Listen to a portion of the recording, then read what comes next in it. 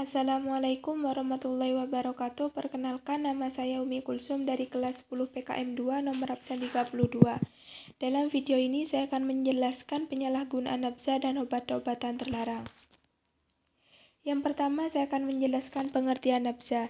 Nafza merupakan akronim dari narkoba, psikotropika, dan zat adiktif lainnya yang merupakan jenis obat-obatan yang dapat mempengaruhi gangguan kesehatan dan kejiwaan.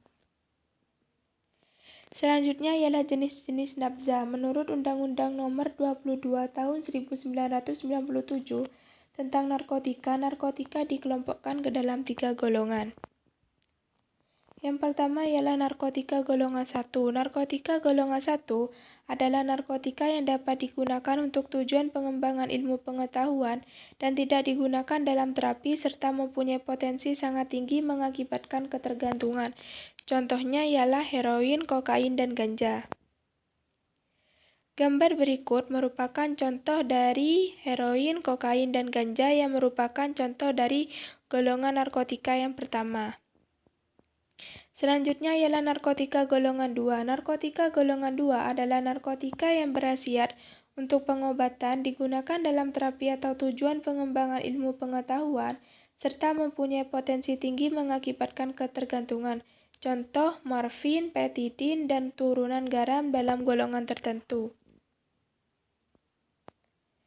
Gambar berikut merupakan contoh dari narkotika golongan 2 yaitu morfin dan petidin.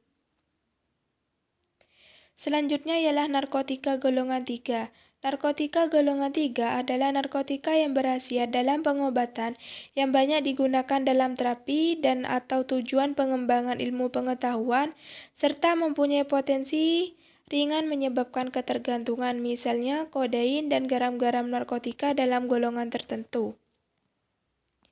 Gambar berikut merupakan contoh dari narkotika golongan yang ketiga yang merupakan kodein. Selanjutnya ialah saya akan menjelaskan tentang psikotropika.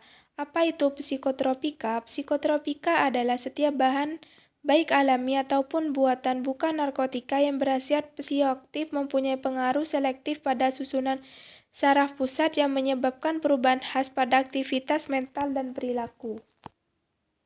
Narkotika dibagi menjadi golongan pertama, kedua, ketiga, dan keempat. Golongan pertama ialah psikotropika yang hanya digunakan untuk tujuan ilmu pengetahuan dan tidak digunakan dalam terapi serta mempunyai potensi yang amat kuat mengakibatkan sindroma ketergantungan. Selanjutnya ialah psikotropika golongan 2. Psikotropika golongan 2 adalah psikotropika yang berkhasiat untuk pengobatan dan dapat digunakan dalam terapi dan atau untuk tujuan ilmu pengetahuan serta mempunyai potensi kuat untuk menimbulkan ketergantungan. Selanjutnya ialah psikotropika golongan 3 yaitu psikotropika yang berkhasiat pengobatan dan banyak digunakan dalam terapi dan atau untuk tujuan ilmu pengetahuan serta mempunyai potensi sedang menyebabkan ketergantungan. Yang terakhir ialah psikotropika golongan 4 yaitu psikotropika yang mempunyai khasiat pengobatan dan sangat luas digunakan dalam terapi dan atau untuk tujuan ilmu pengetahuan serta mempunyai potensi ringan mengakibatkan ketergantungan. Gambar berikut merupakan contoh dari psikotropika seperti marijuana, alkohol, kokain, heroin, opium, LSD, dan nikotin. Selanjutnya ialah zat adiktif. Apa itu zat adiktif? Zat adiktif adalah bahan lain yang bukan narkotika atau psikotropika yang merupakan inhalasi yang penggunaannya dapat menimbulkan ketergantungan, misalnya lem, aceton, ether, premix, thinner, dan lain-lain. Zat adiktif dibagi menjadi 3 golongan. Yang pertama ialah golongan A adalah minuman beralkohol dengan kadar etanol 1% sampai 5%. Contohnya ialah bir dan Grandsen. Kedua ialah golongan B adalah minuman beralkohol dengan kadar etanol 5% sampai 20%. Contoh anggur kolesom. Yang ketiga ialah golongan C adalah minuman beralkohol dengan kadar etanol 20% sampai 55%. Contoh arak, whisky, dan vodka. Gambar berikut merupakan contoh dari zat adiktif yaitu formalin, boraks, dan rodamin B. Penyalahgunaan nafza dipicu dalam beberapa faktor. Yang pertama ialah faktor individu. Kebanyakan penyalahgunaan nafza dimulai atau terdapat pada masa remaja sebab remaja yang sedang mengalami perubahan biologik, psikologik maupun sosial yang besar merupakan individu yang rentan untuk menyalahgunakan nafza. Anak atau remaja dengan ciri-ciri tertentu mempunyai resiko lebih besar untuk menjadi penyalahgunaan nafza. Yang pertama ialah faktor lingkungan. Yang kedua, faktor lingkungan. Faktor lingkungan meliputi faktor keluarga dan lingkungan pergaulan baik di sekitar rumah, sekolah, atau teman sebaya maupun masyarakat. Faktor lingkungan yang ikut menjadi penyebab seorang anak atau remaja menjadi penyalahgunaan nafza.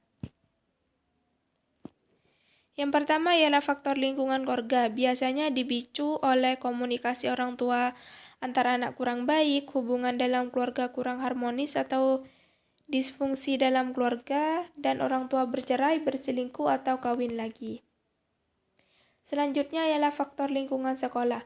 Yang pertama ialah sekolah yang terletak dekat tempat hiburan dan penjual nafza, sekolah yang kurang memberi kesempatan pada siswa untuk mengembangkan diri secara kreatif dan positif, adanya murid pengguna nafza.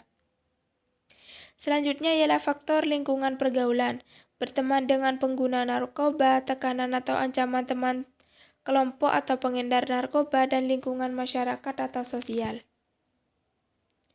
Selanjutnya ialah faktor nafza. Mudahnya nafza didapat di mana-mana dengan harga terjangkau, banyaknya iklan minuman beralkohol dan rokok yang menarik untuk dicoba, khasiat farmakologi nafza yang menenangkan, menghilangkan nyeri, dan menidurkan, memicu penyalahgunaan nafza. Nah, kita sebagai generasi muda jangan sampai kita menggunakan nafza. Mencegah nafza harus dimulai dari keluarga. Salah satunya ialah kasih sayang, rasa aman, bimbingan, dan perhatian. Itu sangat penting dan sangat berperan dalam mencegah penyalahgunaan nafza. Yang kedua ialah memberikan kebebasan dengan pengawasan aktif dan bijaksana. Dan ketiga ialah memberikan dorongan semangat untuk mencapai prestasi dan selalu ada ketika dibutuhkan, dan pendidikan agama dan akhlak. Bukan hanya itu saja, cara lain untuk menghindari nafza ialah selektif dalam pergaulan, bergaul dengan kawan-kawan yang memiliki perilaku positif, menghindari keluyuran malam, menjadi anak yang berbakti kepada kedua orang tua, fokus kepada hal-hal yang positif, jangan pernah merasa takut kehilangan teman, menyelesaikan masalah apapun, bentengi diri dengan agama, dan selalu mengingat masa depan. Demikian video yang dapat saya sampaikan. Kurang lebihnya saya mohon maaf yang sebesar-besarnya. Wassalamualaikum warahmatullahi wabarakatuh.